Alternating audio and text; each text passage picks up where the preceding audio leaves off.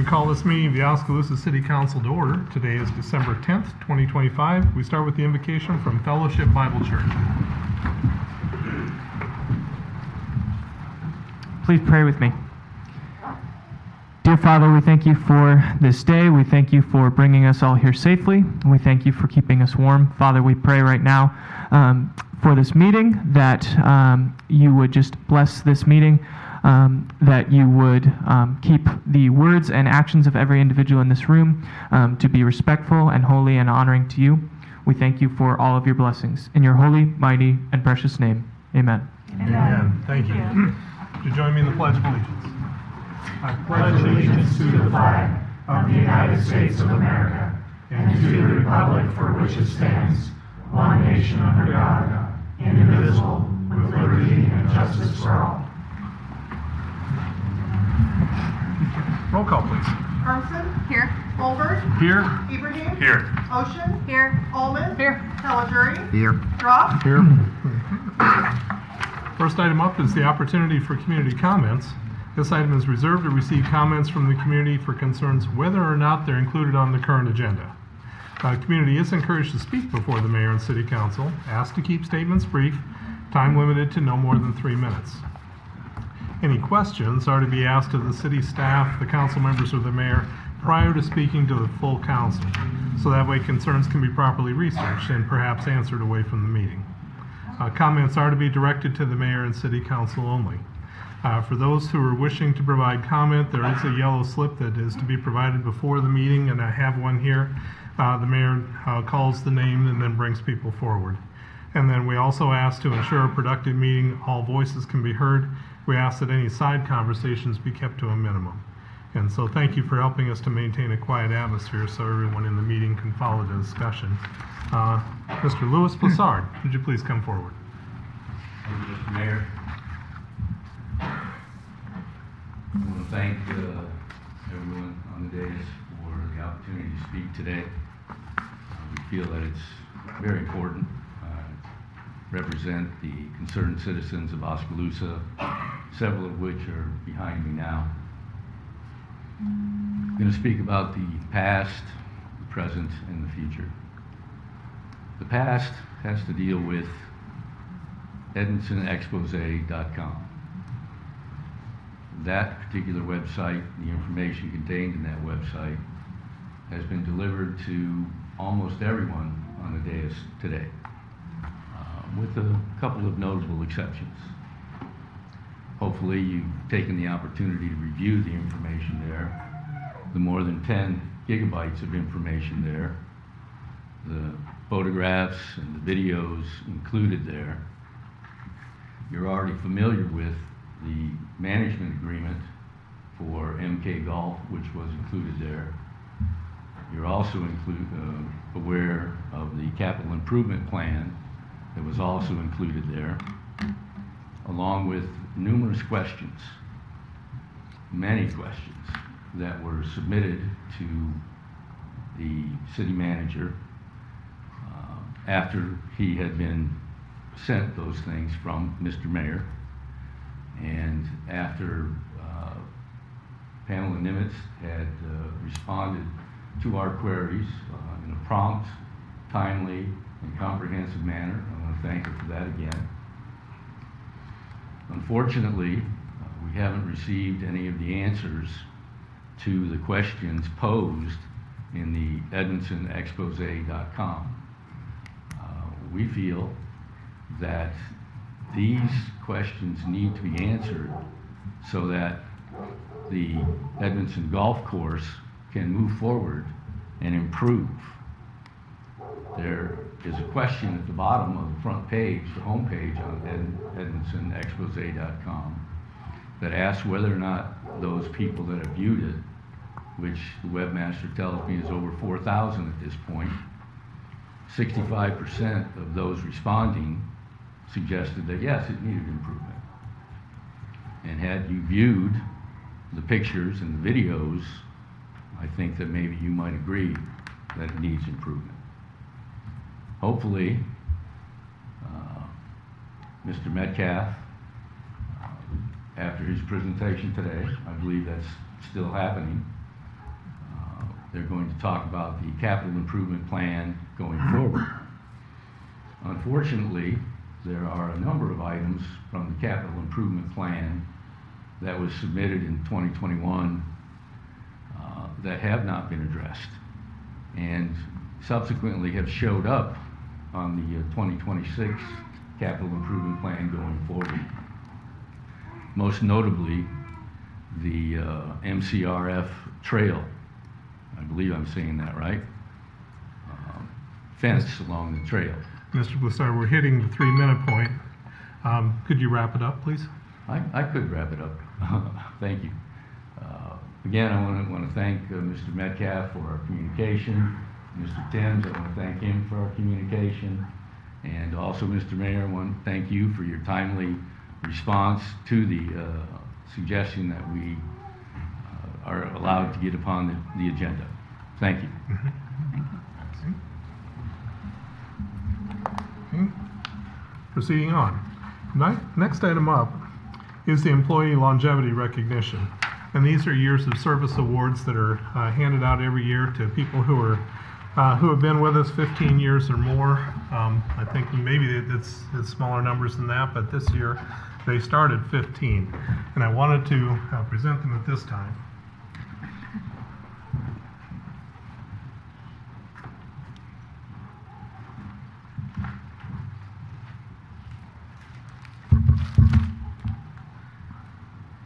Now, I understand Heather Blomers is not here, but she has 15 years of service.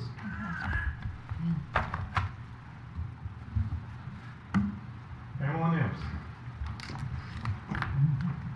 15 years of service on behalf of the city of Oskaloosa.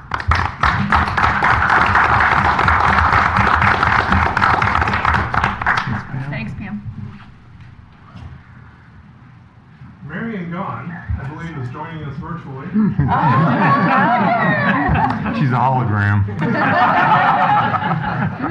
She does technology very well. But Marion's been with us for 25 years of service, so thank you, Marion. Wow, good job.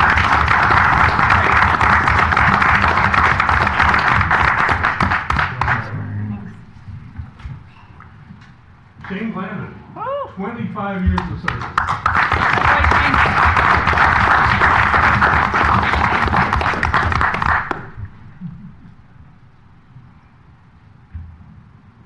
Got it. Thank you. I was quick this time. Thanks, buddy. Ryan Humphrey, He's not here. Nope. 25 years of service.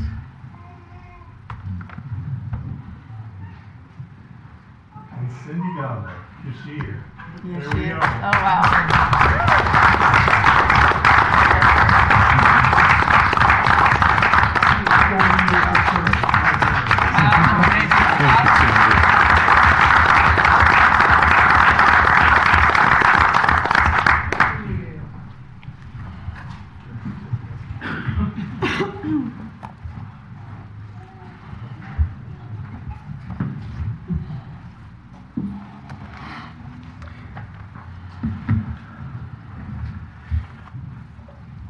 You know, as we give out these awards from time to time, I guess for myself, been on staff for a while as mayor, and you start to develop a real appreciation for the folks who are the institutional memory. These are the ones who were around when we started doing things differently, why we did them, and then making changes happen. And progressively, year after year, decade after decade in some cases, making the city of Oskaloosa a better place to work, to live, to play in, and in general, just doing their part, whether it be with the police department, the fire department, the library, the street department, everything that our citizens experience from city government, these folks over the years have made them much better. And so we award them with a plaque and we thank them, but they deserve our deep appreciation. And so once again, thank you to everyone for their part in this.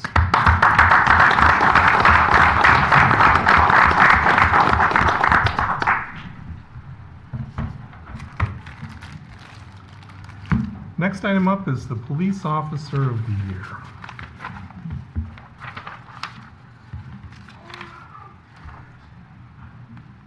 The Police Officer of the Year is Officer Stephen Stengel. Officer Stengel was raised in Ida Grove, Iowa, where he graduated from OABCIG High School. He's married to Leah Stengel, and they have 3 children together. After high school, Stephen enlisted with the United States Marine Corps, served for 4 years as a military police officer before being honorably discharged. During his time in the military police, he developed a passion for law enforcement and a desire to pursue a career in civilian law enforcement.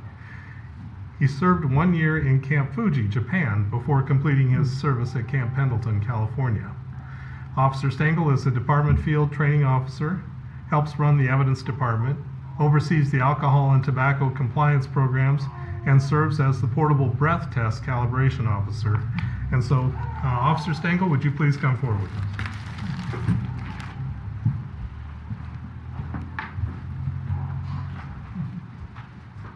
Chief, would you like to be here?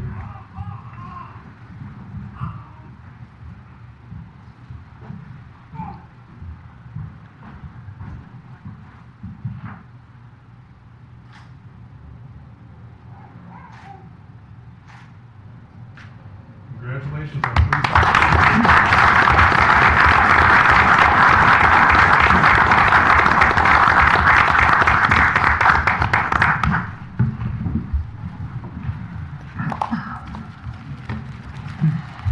You must not want to have a speech. Should have at least had to tell a joke or something. Right.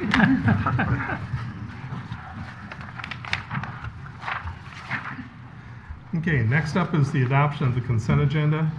These are all items that are routine in nature, typically voted upon under one motion. There wasn't anything that I felt the need to call out. Do we have a motion of support for the consent agenda? So moved. Second. Any discussion? Roll call, please. Holbert, Yes. Ibrahim, Yes. Ocean, Yes. Allman, Yes. Caligiuri, Yes. Strauss, Yes. Thompson, Yes. Okay, that passes. Next item up is just the announcement of vacancies we have on various boards and commissions. The Airport Commission has 1 vacancy. That's for a term ending in December of 2028. The Building Code Board of Appeals has a vacancy for an ex officio member. Mahaska County Solid Waste Management Commission, 1 vacancy for a term ending in December of 2025. Hurry up and get in before it closes. Civil Service Commission, 1 vacancy for a term ending in March of 2029. So, getting into our regular agenda, first up is the Edmondson Golf Course discussion. And so I believe, Stu, can you take the lead on this?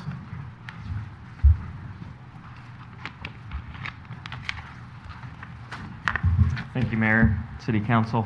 As part of the discussion, there was also 2 documents that were sent out. So I think we'll start with the capital improvement plan.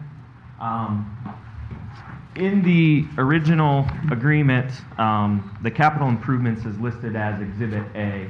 That is listed through 2025.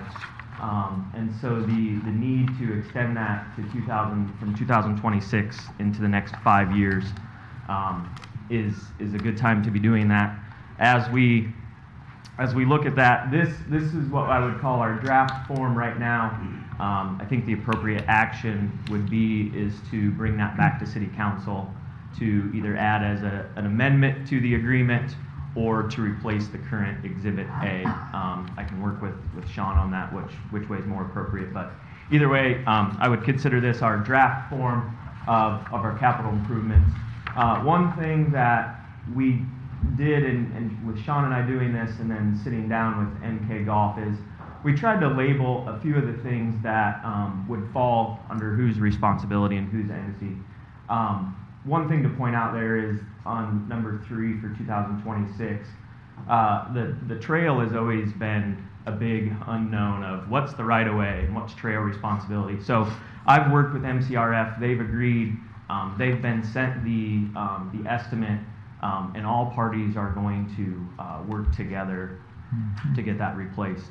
The hope was to send it this fall and put it in, but Mother Nature had different ideas. So in talking with our streets department, we really don't need 517 foot of split rail fence and have somewhere to store it. So the quote will be good for next spring, and then the install. And why it shows all three on there is City and MCRF will split cost with MK Golf and staff willing to share the maintenance and the install of that. So just wanted to point that one out. Otherwise, those are the proposals, and I guess we can open it for your comment on that. Otherwise, we will bring that from draft form to amendment form for next city council meeting. This will be amendment to the agreement between, MK Golf and the city. So it's an agreement, but Exhibit A is the current capital improvement plan, which goes to 2025.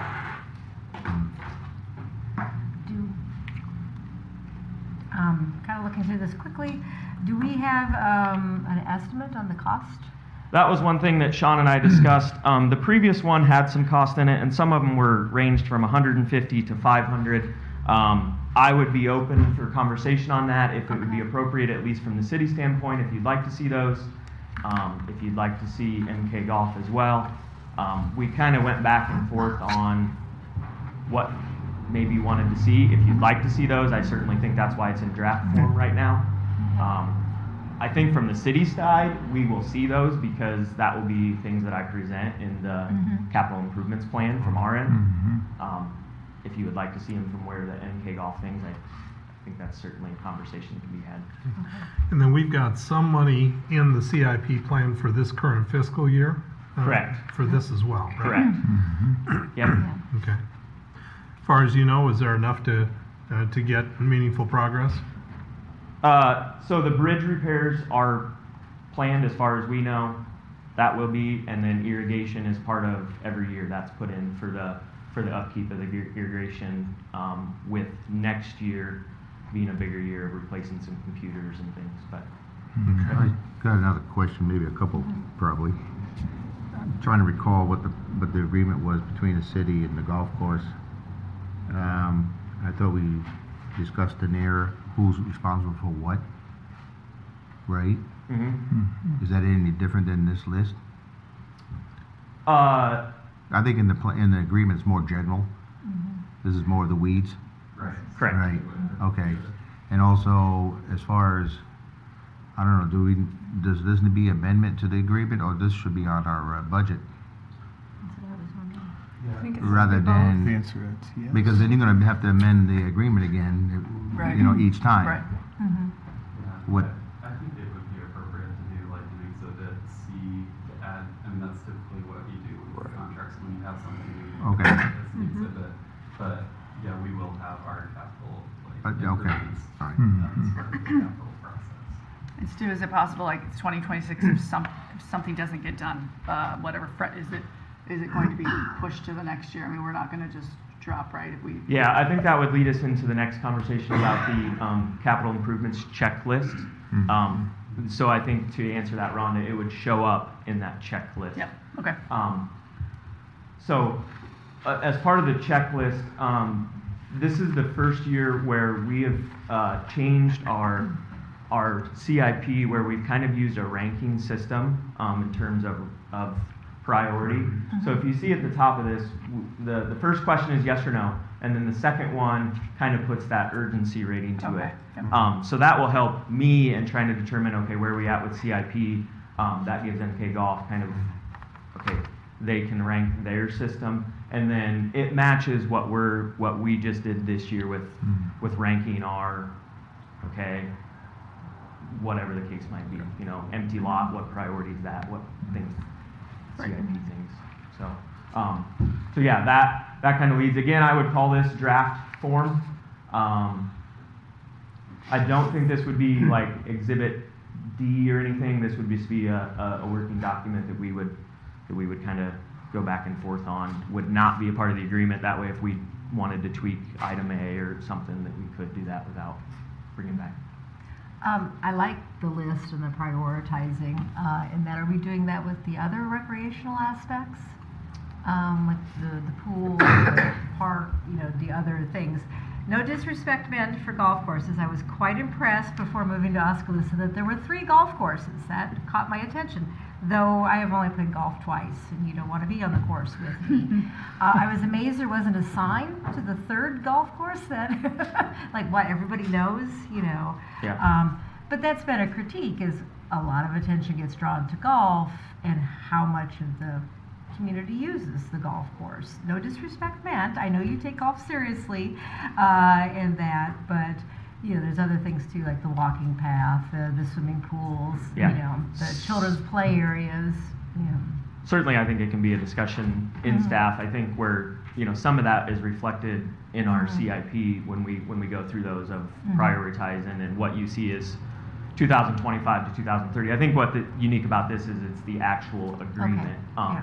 But I mean, I would I like- certainly think that's something that could be done. Yeah. You know, and it probably is done mentally between us. Like Right. when we go to rank our, But I- you know, what's next. And I think it would be good for the public. I grew up in a state park, and you had to continuously communicate what aspects of the park were being worked on, because you had the sailboaters, you had the hunters, you had the picnickers, you had some of the crazies maybe, but you had all of the different people using the park, and they were all very vested in what they wanted to do.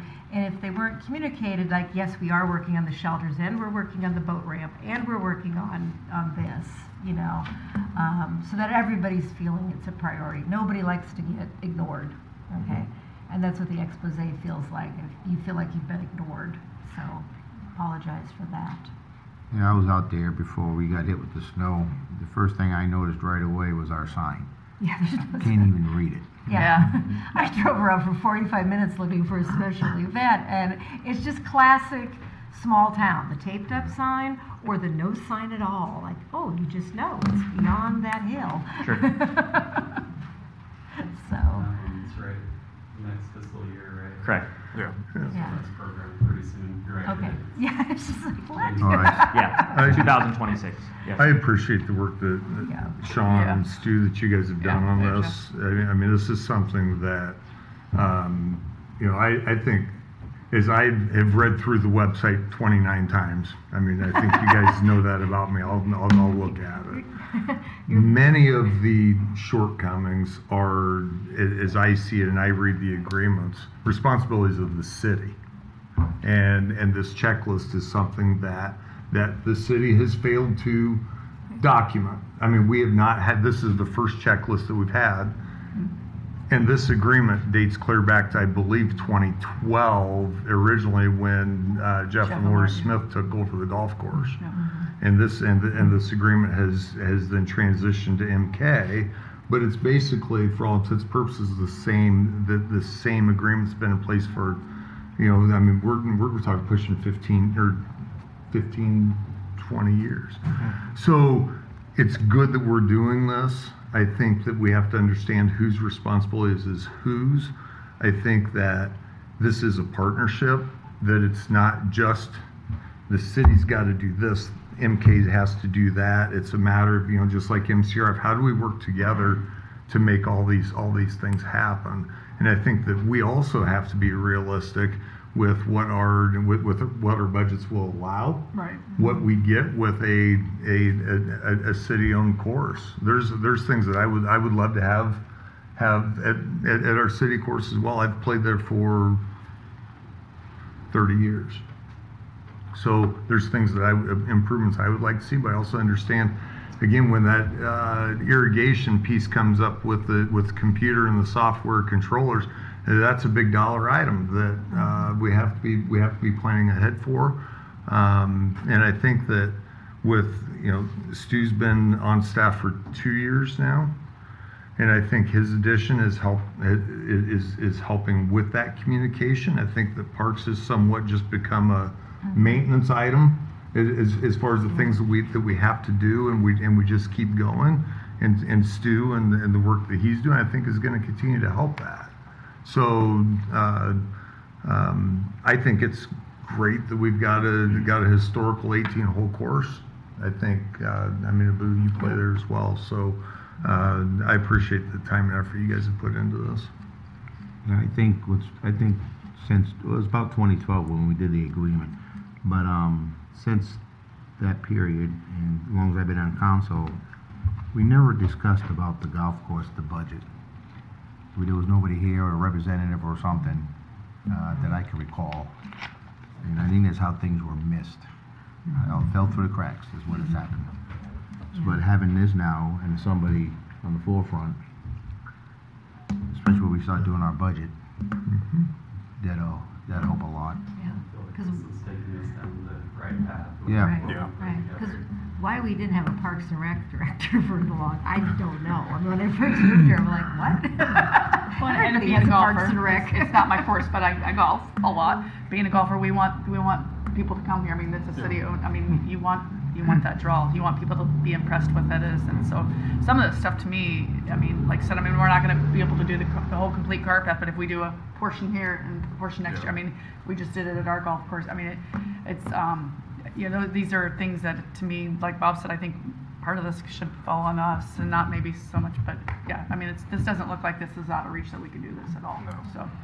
I think once a bunch of this stuff is done, it becomes maintenance after that. Yes. So it takes some Yep. investment up Yep. front, but then It's been let you go, can be able yeah. to maintain Yep. it after that. And Joe, to your point, I think as I've gone through this, the capital project list, it's pretty consistent with with who's the generalities of who's Right. responsible for what as part of the But it was original. never really discussed during our budget. No. You know. Right. Yeah, no. But I think that's where we're moving towards, and it's a good building block to Lisa's point about what about the other recreational things. I mean, this is a good, I'll call it case study. Yeah, that they're working to set the foundation. Again, I appreciate Matt and Candace and the work that they've done. They run it better than we would have.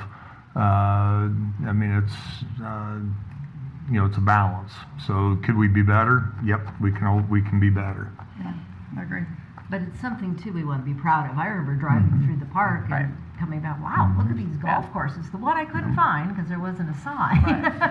Yeah. But I also wanted a trail and I wanted the park, and now that we've got the Y, and those are the things when people look for reasons to move to a community. It's the schools, if you've got kids, it's the recreation, it's the cultural, so. Yeah. Looks like a good list. Okay. Sounds like I have Golf course action. for and good we'll- job. No, I think you did a great job on it. Yeah. All right. Okay, very good. Thank you, Thank you. Stu. Item B. This is to consider a motion for the fire department to use donated funds to purchase a drone. The fire department believes it would be a valuable tool to aid in search and rescue. It would also help with hazmat incidents, fire investigations, and other incidents where aerial vision would be a beneficial factor. Pre-planning would also be enhanced with the capabilities that a drone could provide. Do we have a motion of support for this? So move. Second. Any discussion? So, Chief, you're gonna have a toy to play with, ain't you? You didn't realize it was going to be that easy, did you? or Adam Waiting to is. get drunk. Be flying over my house. Oh, yeah, we're ready. We're ready, Adam. So, Obviously, it was not a budgeted item. We're using memorial funds for it. Oh, okay. We could have worked it into next year's CIP schedule. We thought doing it during the winter would allow us to get it bought, get the licensing and the permitting all up, get the guys that are going to be flying it up to speed, so come spring we're ready to roll with it.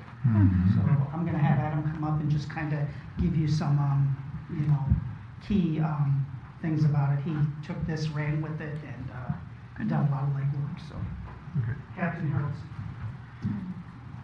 Thank you, Councilman Mayor. This is kind of this is the proposed drone that we are looking at. So a couple reasons behind that. The Sheriff's Office has a drone. It's the same brand. It's going to be, there's a little, I think it's a few years old now, but this is just kind of the top of the line kind of in that field. It's not your consumer drone. It's definitely purpose built. So the big thing about this piece is there is this on top of the Starlight camera. So a typical thermal drone This has thermal capabilities, so we can see thermal imaging from up to several miles away. As you get closer, it's obviously going to get better. But that Starlight camera gives us basically the ability to not just only see thermal imaging, but also truly see in the dark. Instead of a night vision infrared type system, it is just like a normal camera, but it will operate in, like I said, 0.00001 lux, which is virtually anything but a complete solar eclipse or lunar eclipse. So yeah, it will basically let us see a picture like it would if like it's daytime. It's like it would portray big lights in the sky, but there's no light at all.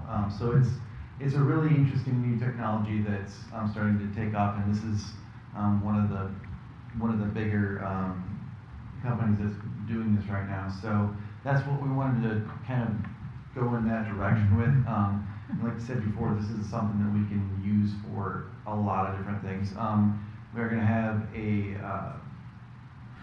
it's a module that we can add to it that actually gives us like pinpoint accuracy as far as we can use this to map areas. We can use it to fly around a building and take that information and build a 3D model of that building and or the landscape, and truly, be able to take that information and do anything that we want with it. That's just of a surveying type of capability of this, but for us, we use that type of information strictly for safety. For us, it's the name of our game is obviously safety in pre-planning a building. If I can use that information and know exactly if I have a fire in the corner of this building, I know what that building looks like from the top and all around, and I can use that to my advantage to be able to pre-plan that incident and be able to respond to it better. So that's the name of our game, is planning with that. And when it comes to responses, it's just obviously you can't replicate it with manpower alone. You can see that this has capabilities that humans cannot physically have. So yeah, this is kind of what the basic bundle will be. It's the drone. The case will be about this big, so we can keep it on our truck. We can keep it mobile. The whole unit itself folded in. You can see it's only about the size of a little piece of paper, but it folds out into a fairly decent sized aircraft. But usability, we had a test drive. A guy from Florida flew in, a salesman that we for fire equipment that they sell these things, and we had him fly in a couple of months ago and show us how to run this operation. And it's as simple as we can put it up in the air and it will literally track movement, and I can click on that movement and I can just keep it. It'll just follow it for me. Those things are the technology is there to. It sounds like, oh well, are we just Big Brother out here, following people? This is for the fire department, right? So this is for the fire department, and we use these things so that we can do our job that much better and multiply our factor as far as our personnel goes. But my plan is to buy once and cry once. So I'm putting all the accessories on there just because if I'm going to buy this piece of equipment, I want all the possible uses for it, including dropping a payload drop system. It's something that's if we have somebody stranded floating on the river, we could drop a lightweight life jacket. That we've had some tragedies in the river recently. That I'm not saying that this piece of equipment would have changed that, but who knows next time? You know what I mean? That's the name of our game. So yeah, we're kind of trying to just multiply our personnel, usability. So that's kind of where we're at with this. So yeah, I appreciate the council's support, and if you have any questions, yeah. I got two. How many are you all going to get trained on it? How many of you guys are going to? So right now, I have actually, I actually just started. I bought my own money. I bought a account on an online course, basically. That it's like it was $100 and some bucks or something like that. But it's so licensing is you have to be licensed through the FAA to run this piece of equipment. So it's not a terribly intense program, but it's a self-study program. So I figured I'd probably be able to get it done here in about 2 weeks or so, off and on, and just go for it. It's $85 per test with the FAA, and there's that. We're gonna need to have several, at least 1 or 2 people licensed through the FAA, and then also after that, we can apply for what's called a COA through the FAA, and that is basically, lack of a better term, it gives us the opportunity to self-certify pilots. So basically, I'm putting my name on that dotted line, saying that I taught this person everything that they need to know on flying this, and then so we use that as basically a blanket license after that. That's the plan. That's good. No, that's good. And then does weather, like -2 on certain, is there a weather restriction for it or anything like that? That's another thing that we kind of looked into as far as as this model goes. Anything above this level of drone, you're getting really big. But that built into that is the weather rating, dust, snow, rain, wind. So it will, I believe it will fly in situations that more situations than we're going to be flying it in. I can guarantee you. So it's got an IP43 weather rating. So that's something that's important for us because we don't get to choose when we have to use it or not. Right. So in that case, it could fly in snow or in rain as long as it's not a monsoon. I believe 40 mile per hour winds maximum, but obviously you're pushing it but with that, but it's rated for all those things, so it's definitely something that's not your average toy. Yeah. I had one random question about batteries. How many batteries will you have? I saw it's a 42-minute runtime, but also start throwing in weather and whatnot. 42 minutes is going to be, stretch. is just full charge, is hovering. But the ability, I think we're planning on like four or five batteries, and then so we have we're gonna have a triple charger there, that one on the left that's a lot cheaper, but based on if we have them all charged, we can basically run perpetually on that system with 4 or 5 batteries. So that shouldn't be an issue. The night vision, is that on your screen? Would that be pretty clear than the old green night vision? Yeah, so that's the biggest difference with this is that night vision is virtually, like I said, doesn't look like the old green.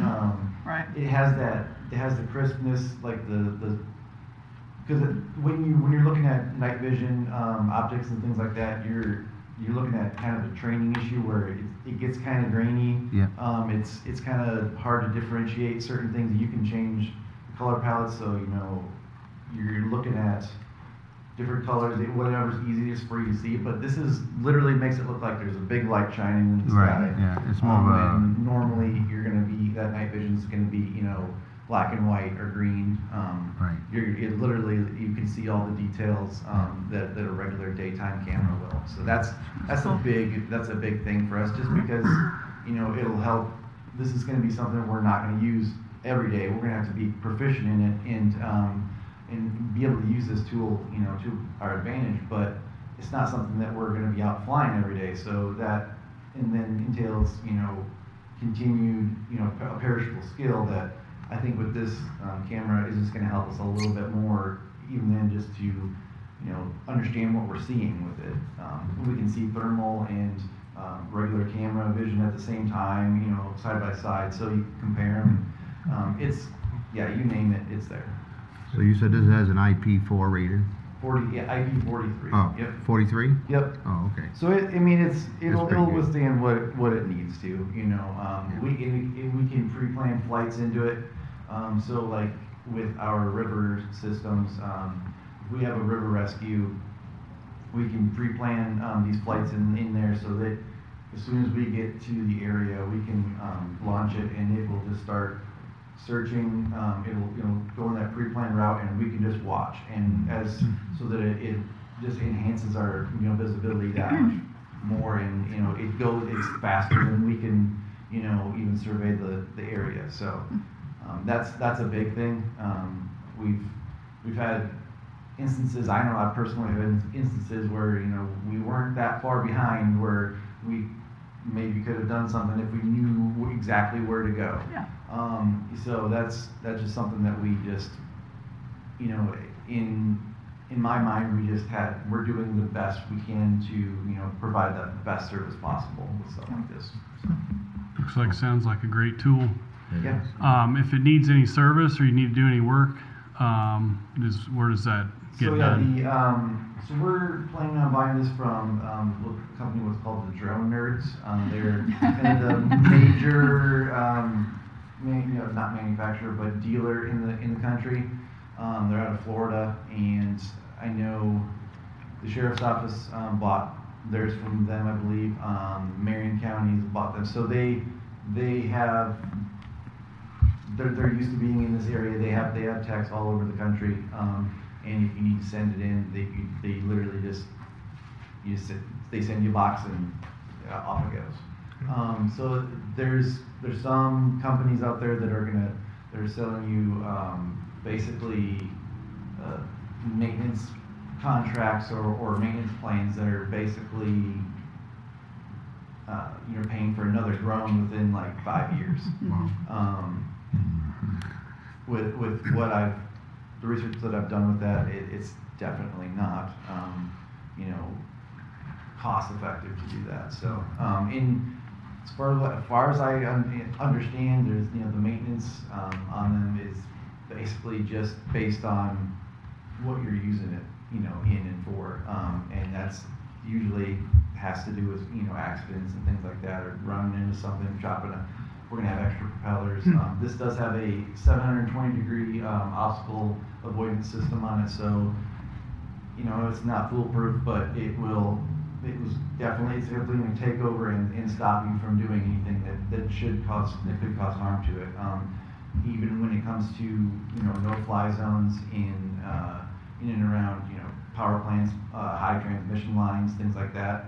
This does have the ability that some don't. This does actually have the ability to fly in those areas where some don't. It's basically an unlocked version, I guess you could call it. There, it does have all those. It doesn't have anywhere it can't fly, pre-programmed into it. But with all those, that being said, all these safety features in it definitely will allow us to be safer with those. So. Last question I had was, where it's manufactured?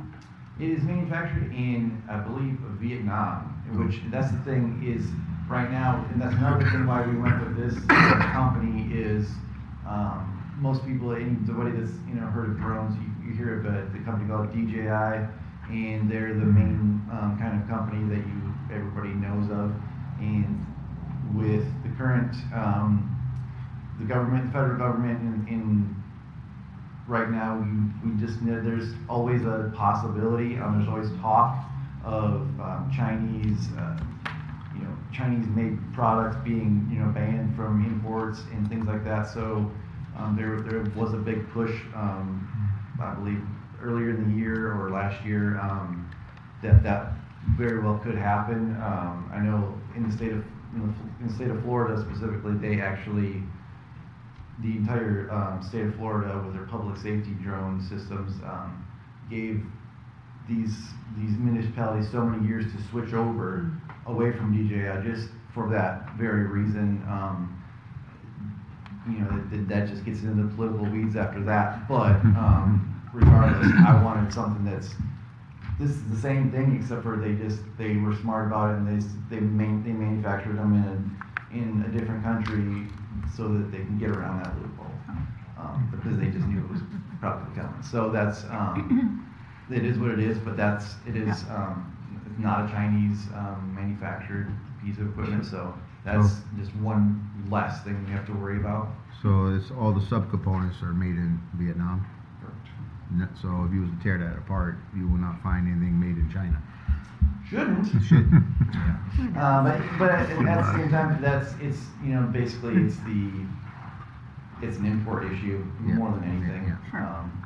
And so there's some they'll sell you, these guys will sell you anything, but and there's been times where they've said that you can get them anytime, and there's 6 months, 8 months out.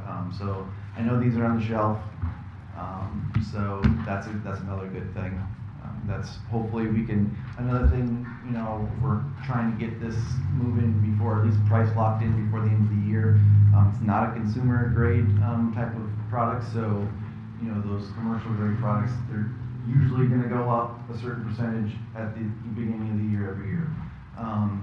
That's just how it is anymore. And so that's another thing why we wanted to start hopping on this now is we don't expect them to jump dramatically, but you just never know. Thanks, Adam. So the way these are constructed, are there any temperature limitations? Like how, I think, I don't have it specifically on here, but I think it said, like 118 degree ambient temperature. And then it's something along the lines of like -20. Well, if he gets the certificate, the IP, because we did that also at work, the IP ratings, it'll say on that certificate. Yeah, that's another thing it's based off of is that rating is based off of those temperature ratings and the penetration of the moisture and all the waterproof. Well, and that's my concern is that if we're using this to scope out the nature of a fire, do we have to be worried about if this thing gets too close, stuff melts? Yeah, and that's one thing that, well, that's also another thing why we wanted to make sure that weather rating was there, because if I'm operating this in a field fire situation, to be able to see what's going on, or make sure everything's out after a fire, I want to be able to fly through that smoke and not damage it. That's a big thing, because that's just you're just waiting for an issue there. So that's something else that is a very good possibility that we make sure we're cognizant of that, and that's the thermal imaging. It helps with that too. So I don't expect us to get anywhere too close. The good thing also is that prop wash from those propellers is going to push away heat. It's going to so that is, at least give you a second or two if you're getting real close. Yeah. Okay. Oh, and this is for the fire chief. It says it will be paid out of donated memorial fund money. Is it one memorial? Do they want to be recognized or not? Or I take memorial funds seriously. I think it's, It was just money that was donated to the fire department in a memorial that we could use any way we saw fit. But whose memorial? It was the Bass family. Okay. They contributed a large amount to the fire department and to the library. Oh, okay. Because we did that in our family to the library, and it was nice to know what it was going to, and that people did know. But some people want to be anonymous, so maybe even a drone photo with the Bass family on there would be sort of a nice touch. Okay. Thank you very much. Thanks, Sean. Sean. Okay. Oh, sorry, Sean. Oh, Sean. Yeah. I can't remember if you mentioned this one, but it was a feature that I thought was really cool that you can actually speak to people when Yes. which is really cool because if you're stuck in the river or something, it's in the middle of the night, you Tell a child where to comes over walk. to you and you say, "We see you. We're on our way." That is something that we did. That is cool. Don't panic. Don't do this. And it does have a spotlight on it too. Oh, There's hold on. that's just something that I think, you Relieve know, someone. that's the name of our game, so that I think we definitely would be, you know, remiss if we didn't, you know, have that option. And Yeah. it's as simple as you can see there, it's as simple as just a simple, clicking in there and plugging it in and away you go. So he doesn't have to be on there all the time. That's Okay. great. But that's So, good. you know, Helps so us you on the can way. speak too, you can't, there isn't a microphone to hear Oh, yeah, back. you can There hear- is as you- well, you can two-way. hear, it'll transmit, sound from whatever's going on there, so you can, it's literally a two-way communication, so, yep. Pretty good. Okay, Yep. very good. Thanks, Other Adam. questions? Okay, thank you. Thank you. So, did we get a motion on this? So We moved. did. Oh, we did? Did I do that? I don't know. Any further discussion? Roll call, please. Ibrahim, Yes. Ocean, Yes. Allman. Yes. Caligiuri. Yes. Dross. Yes. Hermson. Yes. Holberg. Yes. Okay, that passes. Item C, this is to consider resolution accepting or rejecting a bid or counter offering property located at 806 North H Street. So that on July 7th of 2025, council rejected a $500 bid from neighbors Bruce and Judy Street for the abandoned city-owned property that was located at 806 North H. And it was due to the plans not resulting in any new housing construction. And the plan was just to tear down the buildings, turn it into a grass lot, and expand the yard, with the hope of building a garage in the future. To resolve the safety and nuisance issue from multiple break-ins, the city hired a contractor in September to demolish the house and garage at a cost of $12,500. On October 20th, the city council voted to schedule a public hearing to reconsider bids for the now vacant lot. Minimum bid price was $1,000, $500 if you're a neighbor, and bids were due on Friday, November 21st, and only one bid was received from the neighbors as follows, from Bruce and Judy Street for $5,000. The county's 2025 assessed land value for the lot is $12,600. And so the options that the council has is either to accept the $5,000 purchase offer. Number two would be to reject the $5,000 purchase offer due to the bid being less than the demolition expenses and also less than the assessed land value and not resulting in new housing. And number three, as offered by staff, would be to counteroffer a minimum sale price of $12,500 to recover demolition expenses. Staff is recommending the council open the public hearing, receive comments, then close the public hearing, and then consider option number two. So at this point, I'll open the public hearing. Is there anyone who would like to speak to this? Okay, please come to the microphone.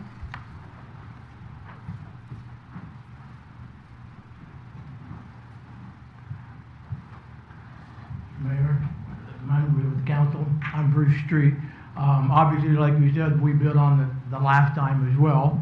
And but since we were the only bid, we bid as the neighboring because we knew that it was gonna cost us $10,000 to get the house taken down. That's what my bid was, to remove the two buildings with $8,000, and then to remove any of the utilities and stuff that would need to be taken out would be an additional $2,000.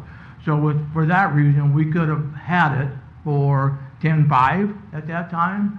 So I would like the council to consider a counter offer to their 12.5 at 10.5, because that's what I could have got it for if I would have been able to get it the first time.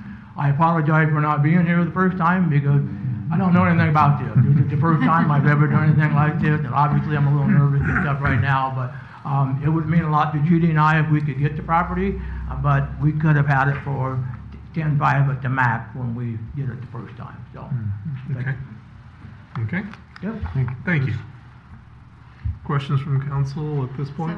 Okay, Just so to we've got the public hearing clarify. still open, but Yeah, so just to clarify, you had the original bid of 5,000, 500, then Five- 5,000, then yes. 5,000. We asked a minimum of 1,000 for bids? Yep, Okay. to just get it wanted be- started. Yeah, and now you're raising your own bid? Well, obviously, I would love you guys to do it. Could you come back to the microphone, please? Yeah, come back to the, yeah. Just wanna make it clear. I've been to auctions before, you're not supposed to raise your own bid. But you can. So, yes, I mean, I didn't feel like, I was afraid that you guys were gonna reject the 5,000 as well. And for that reason, in fairness to me and in fairness to the city, we were willing to go 10-5 before, by the time we would have got the house and stuff removed and what we had in it. So for that reason, yes, we would be willing to go 10-5. Okay. Other questions of Mr. Street while he's up here? Okay. Thank you. Okay, thank you. Is there anyone else who would care to speak? Okay, seeing none, I'll close the public hearing. Let's start the conversation off with a motion. Do we have a motion? Motion to accept Mr. Street's amended bid at 10-5. I second it. Okay. Discussion. No? She said it, I was gonna say it, but she said I know, on my last meeting, I get to make a I was gonna have motion. I mean, Bruce, she said I was gonna have a hard time approving a purchase at 5,000 again.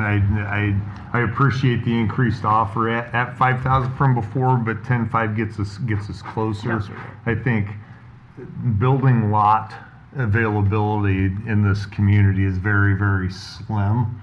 And the fewer the lots that are available, the tighter I tend to hold on to real estate. So, but I was just looking at another lot that is very similar to the one next door to you. Just sold a few months ago for $11,000. So, based on that, I mean, this type of lot, I think that's a very reasonable offer. I agree. Other thoughts? We got a motion for $10,500. Roll call, please. Ocean, Yes. Almond. Yes. Caligiuri. yes. Dross. Yes. Hermson. Yes. Holmberg. Yes. Ibrahim. Yes. Okay, that passes. Item D. This is consider an ordinance amending sections 15.40.10, 15.40.20, 15.40.30, and 15.40.040 to the ordinances of the city. What's going on here? The October 20th, 2025 meeting, City Council passed a resolution approving the amended and restated citywide housing urban revitalization plan for the citywide housing urban revitalization area. The next step is to consider an ordinance to consolidate the prior amendments into the original plan, address the legislative changes to Chapter 404 since the last amendment, and then also update the language of the original plan. Proposed ordinance reflects the adoption of the amended and restated plan, removing code sections no longer necessary or redundant. Do we have motion of support for this first reading? So moved. Second. Okay, any discussion? Roll call, please. Almond. Yes. Caligiuri. Yes. Dross. Yes. Hermson. Yes. Holmberg. Yes. Ibrahim. Yes. Ocean. Yes. Okay, that passes. Item E, this is to consider an ordinance rezoning property at 953 11th Avenue West and 1107 11th Avenue West from the GI General Industrial District and R2 General Residential District to LI Limited Industrial District and R2 General Residential District Plan Unit Development. This is the second reading, by the way. Gridco LLC, Marge LC, care of Musco Corporation, submitted a rezoning application for the properties that were aforementioned. The application revisits the rezoning designations on the Musco-owned property between 9th Avenue West and 11th Avenue West and South 8th Street for the Musco facilities and for the proposed Edmondson North subdivision. Planning and Zoning Commission held a public hearing on October 7th, voted to recommend approval 9-0. Specific review considerations can be found in the October 7th memo to the P&Z Commission. Recommendation from staff is to approve. Do we have a motion of support? So moved. Second. Any discussion? Roll call, please. Caligiuri. Yes. Dross. Abstain? Hermson. Yes. Holmberg. Yes. Ibrahim. Yes. Ocean. Yes. Almond. Yes. Okay, that passes. Item F. This considers an ordinance rezoning property at 807 North 11th Street and 610 North 10th Street from R1 Suburban Residential District to PI, which is Public Institutional District. This is the third reading. First Christian Reformed Church submitted a zoning application for their two adjoining parcels that are zoned differently from the church. They prefer matching the PI zoning on all three parcels. Planning and Zoning held a public hearing on October 7th, voted to recommend approval on a 9-0 vote. Do we have a motion of support for this third So reading? moved. Second. Okay, any discussion on it? Roll call, please. Drost, Yes. Hermson, Yes. Holmberg, Yes. Ibrahim. Yes. Ocean, Yes. Almond. Yes. Calgery. Yes. Okay, that passes. Item G. In here. This is to consider resolution accepting the terms and conditions for principal forgiveness for the Clean Water State Revolving Fund, CWSRF loan. So staff received a letter from Iowa Department of Natural Resources that offered terms and conditions for principal forgiveness that's being offered to the city of Oskaloosa in connection to the city's state revolving fund, or SRF loan, through the Clean Water State Revolving Fund program.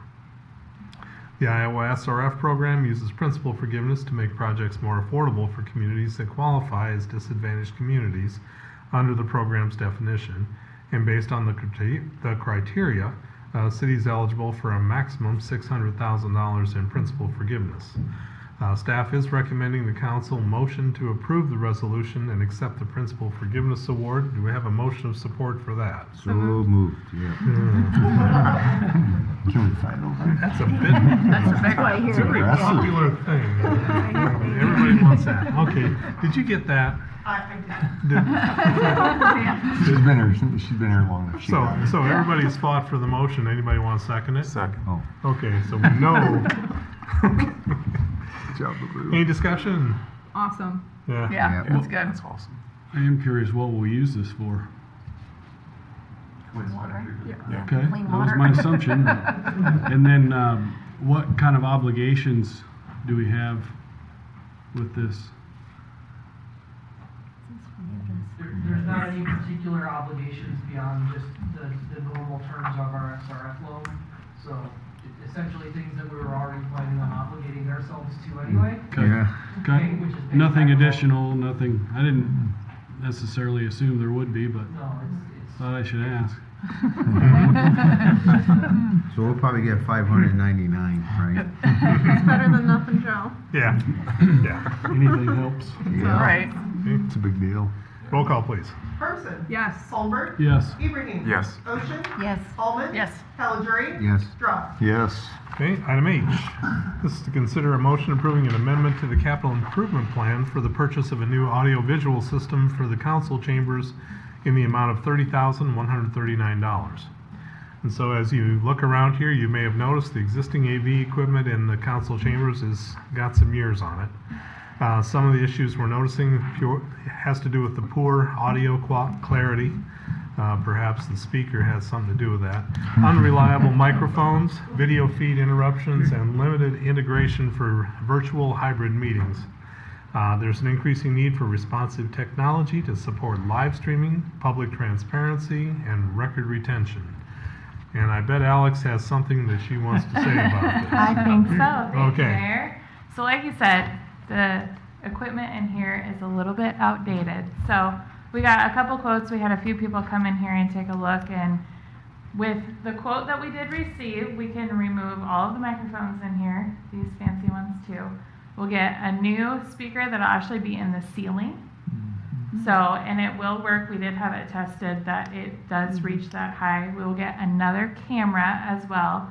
So, and it is voice activated, which is pretty fancy. So whoever is talking, it'll focus on it and actually zoom in. So it'll help with the live feed as well. So there'll be a touch panel in here, all the fancy things. So, yeah. Does anybody have any questions? So who runs the camera? So currently William Penn does it. Right. So, and Amanda is fabulous, and if she can hear me, hi.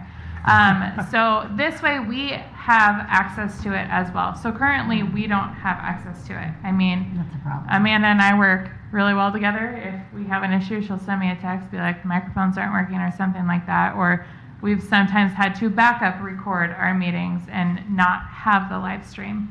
So this way we can troubleshoot it from our end as well. So will they continue with the new system, do the live They stream? can. We can have two people do it if Who's we the- need to. Who's the other person doing the live We- stream? Us? Nobody right now. Oh, I So thought it you would said be just- us, it would be me, and then Amanda as well. Okay. So if we, That's, That sounds better. I mean, I'm glad you guys get along, but there's Yeah. always a phrase, Right. personality and policy, and I would rather see a good policy, Yeah. because we do need to have this recorded. All sorts of things could happen that we would need to go back Absolutely. and look at the camera. And I know when I've gone to meetings, you know, it's hard to see who's saying what and things like that. So now I'll get a close-up of you, Joe. Sure. Well, and even the closed captioning, like you can ask Marion on the It closed works well. captioning, if you read it, it's not what's actually being said Right, in here. right. So, and whoever set it up before me is no longer with Right. the company anymore, so we don't know all the ins and outs of the system that we have currently. Right. So we can do have need it an better independent- documented and stuff like An that. independent policy. It's- Right. It's been good that it's worked before, but if something should happen. Right. Yep. Now, she leaves or whatnot, then you're up a creek. Yes. Can you speak to the hallway a little bit? There's Yeah, absolutely. Oh. So About the hallway. we've had quite a few people in our audience lately, which is great. I love people coming to council meetings. So we moved a couple of the bookshelf that was out there, and then the green thing that was out there. We moved that into the back hallway. We added some more chairs out there. So with this new setup, if it gets approved, we will get new TVs in here, bigger TVs, so you can see better. And then one of the TVs will actually go in the hallway. Oh, good. So then people can see in the Oh, that's hallway good. as well and hear in the hallway, because currently you cannot. Yeah, that's good. That's a good idea. So, after we drop 30K, is there a monthly fee on to maintain the system? I do not believe so. Okay. So we've got microphones that would be in the ceiling, able to hear.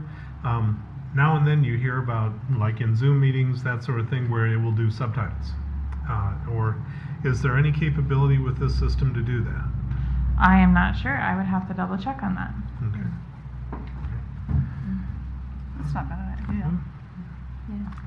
Any questions from council? Oh, one more thing. I forgot. We'll get rid of all the cords on the floor. Yay. So nobody will trip over them and disconnect the TVs. Janet does that on purpose every once in a while, truly. Just in the way. Agreed. Agreed. These systems work really well. I'm Yeah, excited. they do. Unique and off. Okay. This is not exactly off topic, but obviously here I can turn this mic on and off when Dave's giving me like personal legal advice. What about like, you know, with the new, yeah, don't do that. It's against our new ordinance. Like, what about, you know, with the new system, you know? If you are not talking, it'll be muted. Gotcha. So it's just, it'll be focused on who is speaking, and hopefully then the background people can hear back here as well. So it'll be nice. And then you won't have a speaker behind your head, Mr. Mayor, that makes really funny noises sometimes. Yeah. No, that's all me. Okay. Any other questions regarding this? So would this be planned for this current fiscal year? Yes. Or is this an amendment so that it would be planned for the next fiscal year? This fiscal year. Okay. And I'm just curious, why wouldn't this have been added to last year's plan for this year? Does anybody know that? We had an interim city manager. So we have a new city manager with new visions, and Yeah, it's kind of more me. I think this meeting is so important, and when you see that some people have a negative experience, We didn't I really- think it's important enough to bring up and to Yeah, hear. no, absolutely. And if there's a problem, we need to go back and say, no, this was what was actually said, or this was what was, you need a record. Or like when we're out of town and we can't attend a meeting, I'll go Right. watch them, and then sometimes they just cut off. So Yeah, it does. it'll be Yeah. very nice to. Experience. Right, Yeah. absolutely. Yeah. Well, this is a lot, what we have now is really better what we did have, because we used to have the cameras there. Yeah. There was a screen behind you on the wall. Remember, and inside it here was, I forget what was in here now. Part of it's Probably still the lit. hamster on the wheel. Probably. So it's been a big improvement for what we have today, you know, but and that was all pieced together. And then on budget, whatever we had on budget, new monitor or something, that's how we budgeted those years past. So, It's a good question that normally capital is going to come during the normal process where we program most things, but occasionally things will come up, and especially since I've just started here, there's some things that I think are priorities. Yeah, I agree. We've got a motion and a second. You don't. We don't. Okay. I'll make a motion. Second. Okay. A little slower on the poll than the 600,000. Any further conversation? Roll call, please. Holbert, Yes. Ibrahim, Yes. Ocean, Yes. Almond. Yes. Caligiuri. Yes. Dross, Abstain. Hermson. Yes. Okay. Gets us to item I. This is to whether or not to do a community engagement model using a voice of the residents through a citywide survey. There was a survey that was done back in 2022 and carried out to gather data for Plan Oski. For the survey under consideration, staff has taken the 2022 survey, made modifications to the data that could be gathered in alignment with the City Council's current strategies, with the benefit of creating a new survey from the old survey that we're able to compare the data and see, hopefully, progress from 2022. So, similar to the approach that was taken in 2022, the survey would be sent out by way of utility billing, newspapers, social media, physical forms upon request, the website, flyers. Residents have the opportunity to voice their opinion, but also be assured that their responses stay anonymous unless they choose to self-disclose who they are in the comment section of the survey. If council approves the item, the survey would open up shortly thereafter and remain open until the end of the calendar year. Once the results are in, data would be compiled into a report for City Council to analyze and discuss at a subsequent council meeting in time for budget hearings. And the survey results would also be made available to residents through the website. So in 2022, there were about 400 surveys collected over the course of a few months. This one would only be open for a month, so we may not get as many surveys, but the smaller number of surveys could still provide statistically significant data with a low margin of error. So council has a couple of choices here as far as first off, whether or not to do the survey, and then also to provide survey results to the community in raw form or in filtered form. Comments can be filtered that would include personally identified information, any comments that are deemed inappropriate in accordance with city policy. Some residents would probably appreciate having data in raw form. Some would appreciate having data where some of the above mentioned items are filtered. So the benefit of the filtered approach is that it would help reduce potential morale issues for the City Council and staff. The benefit of unfiltered approach is that it eliminates the possibility that someone could say, well, there's information being hidden. The con of the approach is that comments can be made without the ability for City Council and staff to respond or defend themselves against some one-sided comments. So the question is whether or not to do a survey and then to advise staff on what approach you want to take.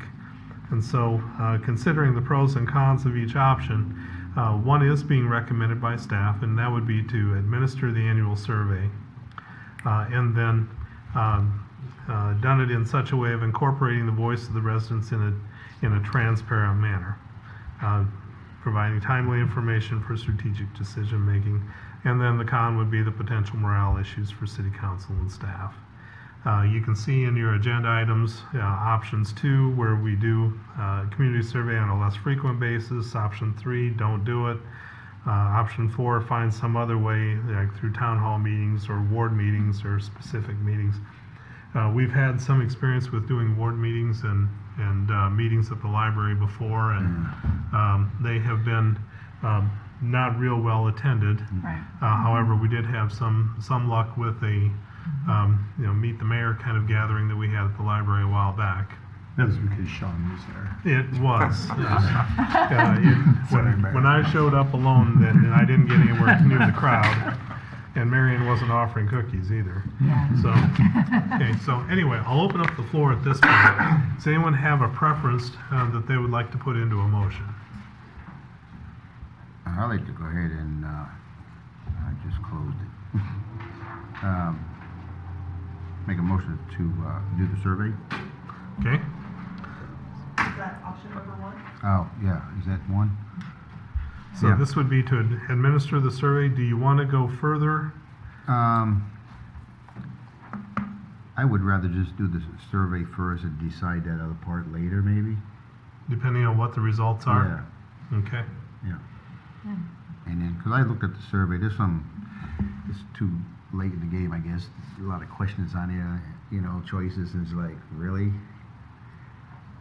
But that's another What year was it? meeting, I guess. Okay, so at this point, the motion is to do a survey. Right. Okay, and I think there was a draft survey made part of the agenda. Yeah, that everyone, I think, had a chance to look at. Okay, do we have a second for that? I'll second Okay. Okay. Discussion. So let's conduct the survey and then decide if it's filtered or unfiltered. Yep. At a later date. Once we know what's out there, if there's anything to be filtered. I do like the idea if someone wants to be anonymous that they can remain, but Right. also like the idea of if it's not clean and it's not something that we want to put out there, that we don't put it out there. And by that I mean just, you know, language or those kind of things that would be inappropriate for us to pass on. I agree. Well, I would like to see, I think a lot of times we get surveyed to death, and then who does the survey, and when you do a survey, and how you do a survey, and how it's, there's a lot of questions in this, and academics take this very seriously. And even putting something in utility billing, I'm in a really bad mood when I get my water bill, okay? And if you ask me to fill out a survey the moment, you don't want to read that, okay? I stay off of social media for mental health reasons. The newspaper, who subscribes? And do I have to request a physical form? You know, there's just even the access of it begs a lot of questions, you know. And I don't know if we could have a, you know, door-by-door census at some point where we do an absolutely random survey and have it very accessible, you know, because the phrasing on a survey leads people one way or another. There's just so many things. If you truly want good information, you got to spend more time developing. Jeff, you're nodding. You know, I have been the victim of student evaluations. You don't even want to know all the research behind that kind of survey and how biased they can be in that. So you got to put 10 times the amount of time into creating and crafting a survey and who receives it than how you analyze it. So I'd want, if you really want something, but that's your baby after this, okay? So, and Sean, we said in 22 we had 400 replies. Is that, to me, 400 replies is... I know. I think it's good. I think that's terrible. It's not that much. No, I don't. If you think- We had more people vote for the election. I mean, I Aren't just we feel like 400 11,000? people is not that many people. But if you Out of you a take 10,000 people, I mean... if you take 12,000 population, 400 responses, that's 3.3%. Right. And if you do a direct mail, I mean, from a marketing standpoint, your direct mail responses, Gonna be less. anybody less than a percent, maybe 1.5%. I mean, so when you said it was 400, I thought that was really good. Right. I agreed with Lisa about being surveyed to death. Yeah. The question I had is, if we do it on an annual basis, or would it be every 2 years? Oh, see, that's type of a annually. thing. That's like what Lisa said, be to death. Yeah. Annually, that's a lot. That's a lot, yeah. I just started thinking, Sean, you'd sent out a brainstorming or a goal worksheet for council, you know, and they talk about doing that every 2 years after an election. You know, it is biannually more appropriate than annually. I can go either way on the filtered, unfiltered. You know, I think, you know, there are potentially some inappropriate things that you should not. Yeah. Should not publish, I just but do not facilitate them either. Right. But if it's anonymous, I mean, we went that way. You know, you're at home on your phone. Wicked things you'll say there that maybe aren't honest. Yeah. You know, you might even want to do, okay, we're going to spotlight 200 houses and make them very different economic, you know, who's most apt to respond to a survey? It's going to be maybe higher economics, higher education. And there was questions on the survey about how. Or the angry people. I think I did read, though, there was a thought, or at least maybe a suggestion, that it be like an all the above. There would be several different venues for this to be handed out and distributed? Was it gonna be just a one size? The goal with these is to hit like every avenue that you can, from newspaper to online social media to doing flyers, going to different places and putting out, just hitting every avenue so that you can get every, all demographics. You could flip it and say, okay, we're gonna hit 250 and here's our completely random sample. And then I go and I ask, if I get a door slammed in my face, that's a good response. I've done it like that before too in past community where I've hired a consultant to send out, surveys that go to randomly selected, and it's more, I would say, probably the most correct way to do this. But I do think that doing it like this, as long as you can have a certain number of surveys, you can have meaningful data still. Do we have a concern about that short time window? I was wondering. That's my concern. Is we got 400, but it took a few months to get it. If we, I don't think we'll have as many, but I think once someone sees that deadline, you just do a push to have everyone do that. If there's a later deadline, you may just push that off. A person I said. think we could get a pretty good number. But do you think like we could, instead of like starting it like, well, we approve it now, we get it out tomorrow, we still got to advertise and still got to get people to know about it, and you still get it in by the end of the month? Could we advertise it now, start it in January, and then cut it off like January 31, something like that instead? December's legal. So like we have a chance to like, I agree. we have a chance to like get it out in front of people like that. Hey, here's what we're gonna do. It is coming. Get ready. It's open. Go. Right. The advantage of doing it just during this month is that you'll have it for budget conversations. Gotcha. So you can get the feedback from the community. That's kind of why I try to. Idea of fairness in December, are you kidding? Well, here's the I'm good not news, talking it about doesn't best cost us anything, if you're doing mailers, there's postage, those sorts of things, but if you're doing it electronically through channels that we're currently communicating on, it doesn't cost us anything. Right. I see using the survey for our strategic planning. I don't think, I looked at that checklist, I don't see really anything in there that's gonna affect our budget, unless I missed something. There's some questions. Yeah. I would say. I'd be more concerned how it works with our strategic planning. There's one question towards the end that talks about city priorities. Yeah.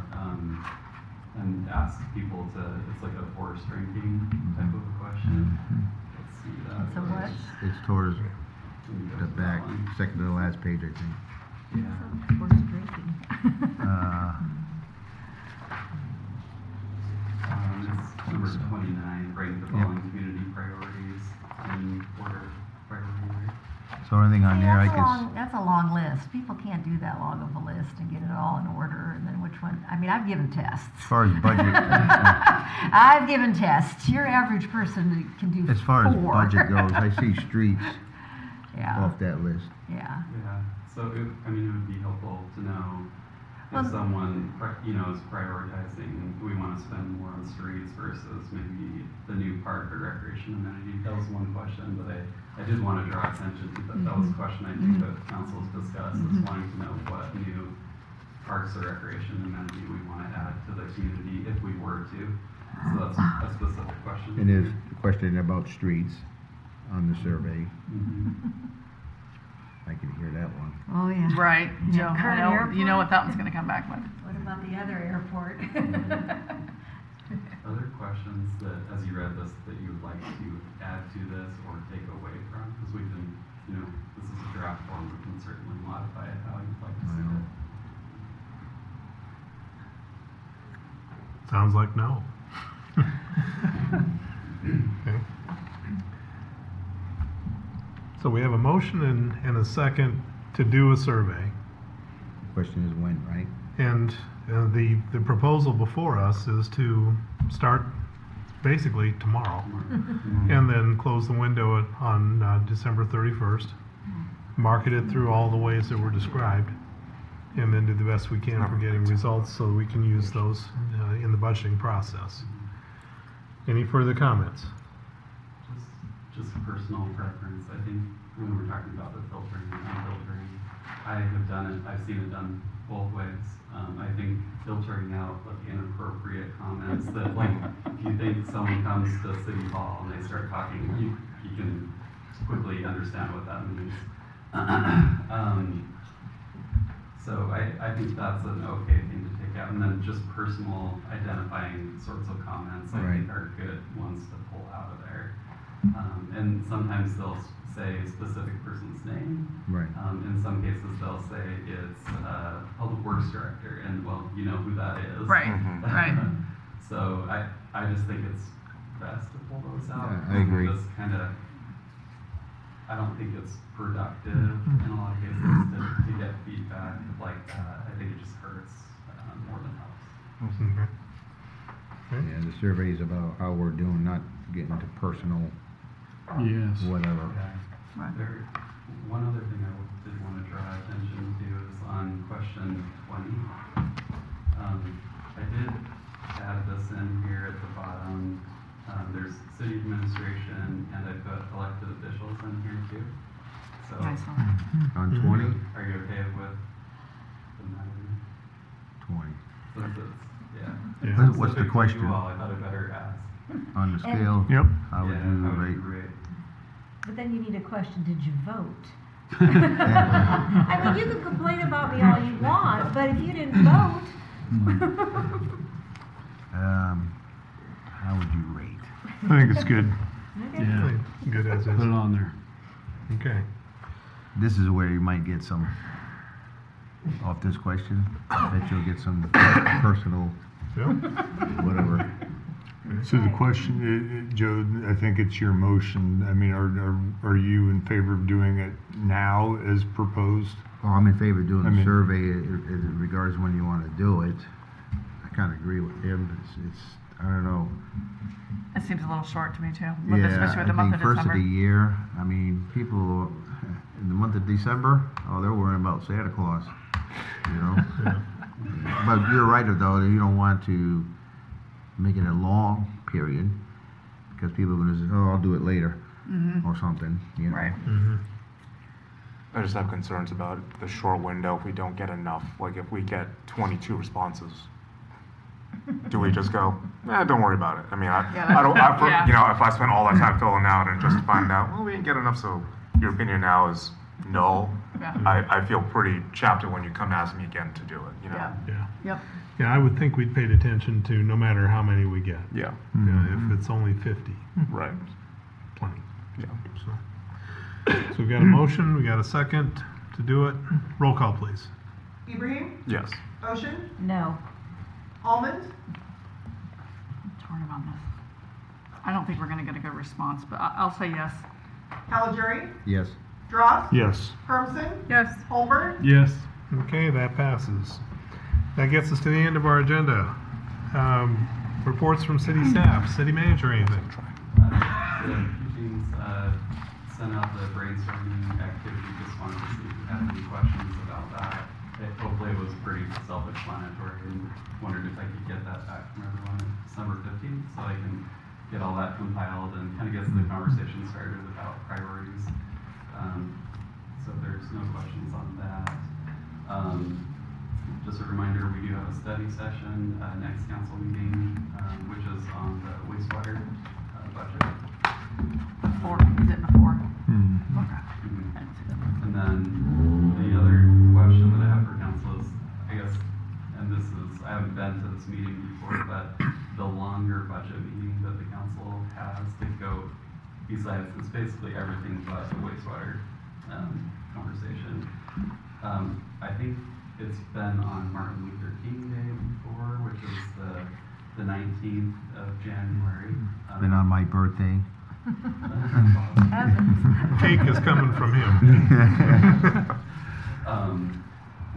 I just am wondering if there's any preferences. We certainly could do it that day. We could do it the following day, which would be council meeting. We could do a longer evening meeting to do that. I just want to see if there's any preferences. We kind of started like what, midday? Yeah, Usually start 1 o'clock. 1 o'clock. And try to be done by 5 or 6. 5:30. Yeah. Get the mayor home for dinner at 6. It starts getting cold after 5:30.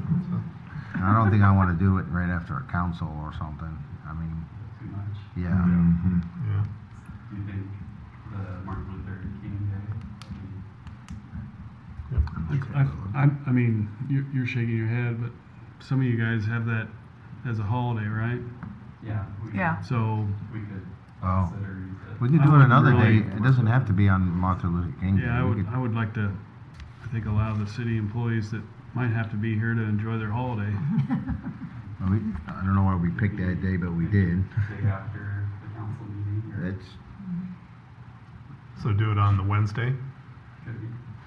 I don't mind Martin Luther King because I don't have to work, so then I wouldn't have to take time. So it doesn't matter to me. Yeah. I could send out an email with a few dates and then just choose the best one amongst the group of that. Yeah, I think Try that's what and actually find- didn't Yeah. you do the last time? Like a Alex? doodle poll or something Yep. like Yeah. that. Okay. Give us like three different days, yeah. Okay. All right. We'll figure it out. Okay. And teams might even do something like that. I don't know. But, okay. Anything else? Okay. City clerk? Yes, sir. Okay. City attorney, anything? The only thing I would have for the council, I would make you aware there's been a change in the law, and kudos to Ben for making me aware of this. I'd not seen it. You'll recall on the issue of going into closed session for employment matters, I strongly counseled the council that we needed to do that based on that Court of Appeals decision that was handed down about a year ago now. That has now been reversed by the Supreme Court, state Supreme Court, so we're pretty much back to where we were before. Obviously, with the other, we had gone into, or we'd stayed in open session on your evaluation when you were hired, and my understanding is I certainly was not the favorite of the search engineer because of that, but that was the way the law was now. Now we've reverted back, though, to where we were before, and if the council thinks there's a possibility that there may be some information come out that may be disadvantageous, and the individual requests that we can go back into closed session the way we've done before. So I'm sorry you've had to go through your evaluation in open session. Sounds like Sorry about that. Doesn't kill you, makes you Rules stronger. have changed, yeah. It's the same for I mean, not just evaluation, interviews as Yep, well, right? 'Cause, correct. I mean, we all thought that was odd Yes. when Right. we interviewed for Sean's position. Right. so- Oh, no, and that was on my advice. I Yeah, said, no, right. That's the No, way we right, need to do right. it, but we've gone back Yeah. now. Good. You know, which is always interesting, quite frankly, I think. As an attorney, obviously, you know, you're supposed to know the law, you're supposed to advise people. District court judge said, nope, it's fine the way we've been doing it. Court of Appeals higher up said, nope, you're wrong, this is the way it needs done. Then the Supreme Court says to the Court of Appeals, nope, you're wrong, which is always kind of an interesting thing, but be that as it may. Yeah. Okay. Council members. Abu. Rhonda. I'd just like to thank the street department. They did a fantastic job with the snow removal first time. I don't know how many cars we had to ticket and tow, but I know we had a few upset people. I heard from a few, but they did a nice job. I think the first snowfall teaches us little lessons in driving and little lessons in cleaning up. So they did a great job. Yes, sir, thank you. Jen? Couple updates for holiday items that are going on this week. Also, thanks for everybody who turned out for the turning on the lights the other weekend. Heard that was a great turnout. Tonight is the Young Ambassador ceremony, so we'll find out who is the recipient of that. Angie couldn't be here tonight, so she asked me to read through the list. This Saturday we have the Lighted Christmas Parade. That starts at 7, but shops will be open. Be sure to go out, enjoy it. Thank you to the police department, also fire department and streets and everybody helping with that. It's not an easy feat. It's an army that is needed to get that done, so thank you to all the volunteers for that. Throughout the month of December, it's outdoor home decorating displays, so check those out. Also with the business window displays, and then the Women's Holiday Luncheon is on the 12th at 11:30 to 1, and tickets can be purchased at the chamber. So thank you to everyone. Andy. I second Rhonda's motion. I think definitely a big shout out to the street department for taking care of our city and during this first little snowfall we got. And then I'll just repeat special thanks to the city employees who received awards, and their dedication and service to our community is definitely worth noting again. And would be remiss if I didn't thank our first responders and appreciate everything that they do. And that would probably take care of me. Okay. Joe? Nothing. Or Lisa? So Andy talks about the city responders in abstract. I can talk about it concrete. Tuesday when those winds were coming through at 10:15, I'm in the laundry room. I hear the loudest crack and then blackness. I thought I met my maker, okay? And then a couple minutes later, I see flashing lights. I just had eye surgery, so I'm really worried about myself. And I realize it's a fire truck parked next to my house. And the neighbor across the street, this huge pine tree fell down. We had a live wire. There were 2 police cars bordering that to keep everybody safe. My neighbor and I are like yelling at each other. Told the dogs and the cat I could only rescue 2 of them, okay, and that, but I can't tell you how comforting it was to have the fire truck there, because I didn't know, with a live wire flying like it was, just to know that it was there. My house wasn't probably going to burn down, to have the 2 police officers, my husband wasn't home yet, you know, and to have all that going on. And then Mid-America did show up, and I looked out my window at 1 a.m., Rhonda, for you, didn't see you.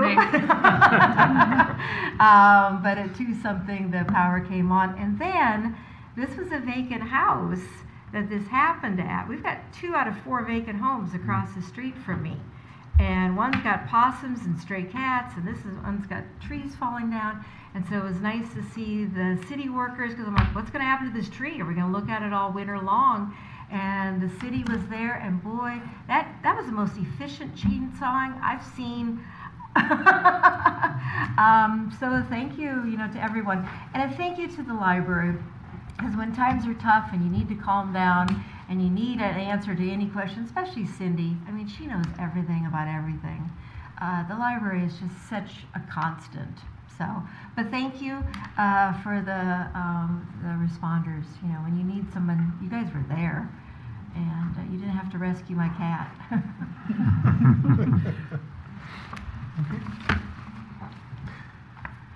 And as we finish up, I just wanted to say also that I appreciated from time to time we hear comments about the roundabouts in the downtown. Mm-hmm. And people typically smile when they say it. But just a reminder to your driving skills, you go around these things, always go right. Always go right. Please. So, with that, do we have a motion to adjourn? Move. Second. All in favor say aye. Aye. We're adjourned. I want the survey.